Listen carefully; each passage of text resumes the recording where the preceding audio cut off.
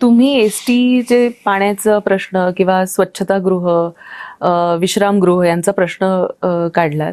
बऱ्याचदा आपण बघतो की एसटीचे जे ड्रायव्हर असतात ते असे थोडेसे रागीट असतात किंवा आपल्या तोऱ्यामध्ये असतात. मला असं वाटतं की त्यांच्यावर देखील कामाचं प्रेशर आहे आणि जो एक रिलॅक्सेशन जे असतं 2 फेऱ्यांच्या मधलं, ते कुठेतरी त्यांना तो कम्फर्ट नाही अद्याप अवेलेबल आहे. ह्याची परिणिती किंवा ह्याचा परिणाम त्यांच्या वागण्यावर किंवा ओव्हरऑल स्वभावावर गेल्या अनेक वर्षांमध्ये पडलेला आहे असं तुम्हाला वाटतं का? आणि मुळात त्यांच्यात थोडा बदलही झाला पाहिजे दोन्ही बाजूनी. बिलकुल वाटत नाही. उलट आमचे 86,000 एसटीचे कामगार आहेत. उलट एवढे भोळे भाबडे आणि त्यातील बहुतांश तर माळकरी आहेत आणि ही सगळी मंडळी काम करतात.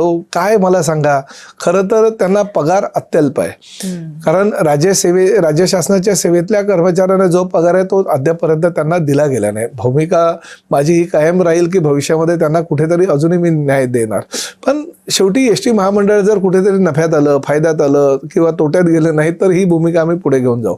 पण रागीट वगैरे बिलकुल नाही. एखाद दुसरा कोणीतरी काही भावनेच्या भरामध्ये कुणाशी त्यांनी म्हणजे विसंवाद केला असेल तर काही माहीत नाही. पण बाकीच्या कर्मचाऱ्यांबद्दल तुम्ही बोला.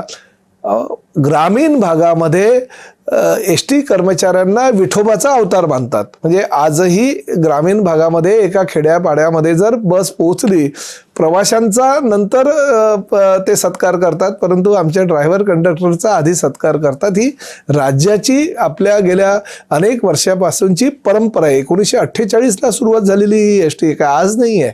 आणि आता बघा, पूर्वी तुम्हाला आठवत असेल लहानपणी पोस्ट मास्तर किंवा एसटीचा ड्रायव्हर कंडक्टर हे आपण अतिशय आपले जवळचे जिवलग लोक आहेत, आपले नातेवाईक असं समजून आपण त्यांची सेवा केलेली आहे. किंबहुना काही ठिकाणी तर रात्री झोपायला असलेल्या एसटी ड्रायव्हर कंडक्टरला स्वतःच्या घरातलं जेवण आणून लोकांनी दिलेलं आहे असं आपण बघतोय. त्यामुळे खूप चांगली लोक थोडंसं कम्फर्ट त्यांचा वाढला पाहिजे आपण करतोय. त्यांना कम्फर्ट वाढवण्यासाठी मी मगाशीच म्हणालो की त्यांचे रूम्स बरोबर आहे का, त्यांना पंखा आहे का, आंघोळीला गरम पाणी आहे का, प्यायला थंड पाणी आहे का, अंथरूण आहे का, चादर आहे का, सतरंजी आहे का, ह्या गोष्टी आपण बघतोय. आणि त्यामुळे मी जवळजवळ आता 2 महिन्यानंतर त्याच्या निविदा प्रक्रिया चालू होईल. एसटी महामंडळाचे जेवढे काही ड्रायव्हर कंडक्टरचे रूम आहेत त्यासाठी नवीन करण्यासाठी आणि रिन्युएशन करण्यासाठी 200 कोटी रुपयाची तरतूद केलेली.